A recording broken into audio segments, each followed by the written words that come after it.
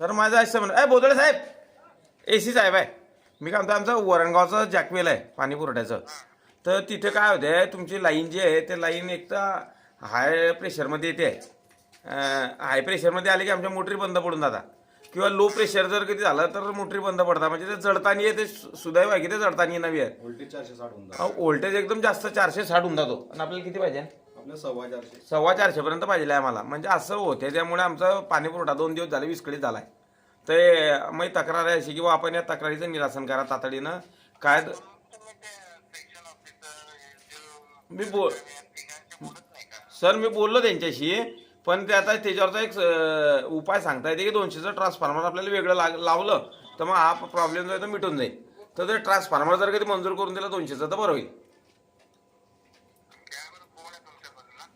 एक मिनिट बोदळे साहेब AC साहेब आहे.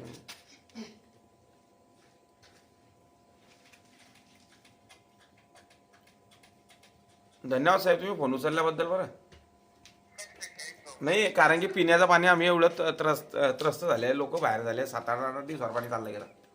1 minute बोदळे आहे लाईन मग. हॅलो, हा नमस्कार साहेब.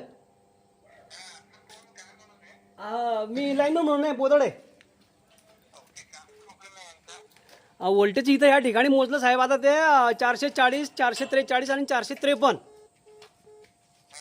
व्होल्टेज आपलं बरोबर आहे. 11:05 वर होतं पहिले 132ला. ते मॅडमला फोन लावला सुंदराईन साहेबांनी, DY साहेबांनी, आणि व्होल्टेज मग कमी केलं. मग कमी केल्यावर बी मग त्यांचं आता 440 वर आलेलं आहे. 440, 442 आणि 453 व्होल्टेज बरोबर आहे साहेब. आता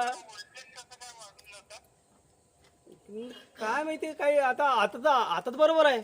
आता तर काही एवढं हो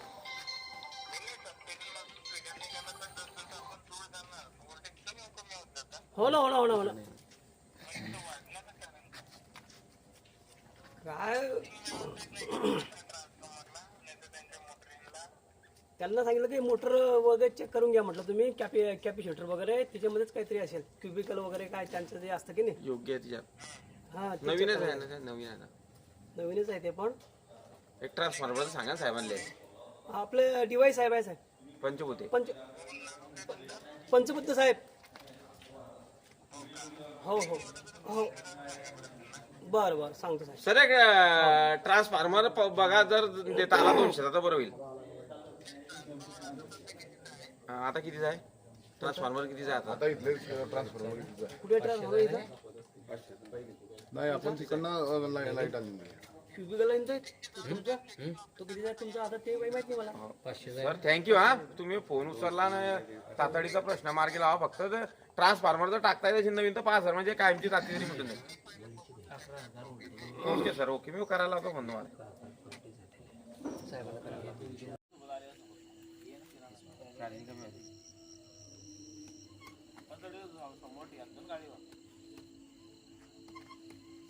विचारा एक्सप्रेस फिटरचा करणं म्हणजे मग प्रश्न आहे. मग आता आपल्याला इथून फॅक्टरीतून आपल्याला नाही आपली आता फॅक्टरीतून सबस्टेशन. पण मग त्या जे फिडर आहे भाऊ तिच्यावर ते जर दुसरीकडे काम करायचं असलं तर परमिट घ्यावं लागतं. मग ते परमिट घेतलं की आपल्या इथे ते 2-3 घंटे लाईट बंद राहते. बस नाही तर बंद राहत नाही ना. हां, आणि ते एक्सेस फिटरची लाईन जी असते ते स्पेशलच असते. आणि ते म्हणजे ते काय आहे, एक फिटर म्हणजे ते काय करावं लागेल, तरी सबस्टेशनमध्ये बसवावं लागेल. लाईन गिन नाही टाकली त्याच्यासाठी, लाईन याच वापरल्या जाते.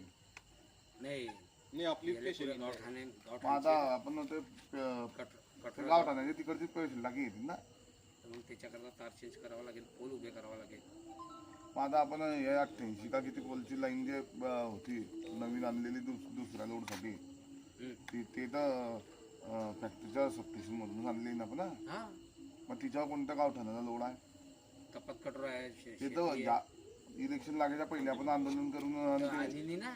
हा आली कुठे? मग दुसरा सप्लाय कुठून दिला आहे ना.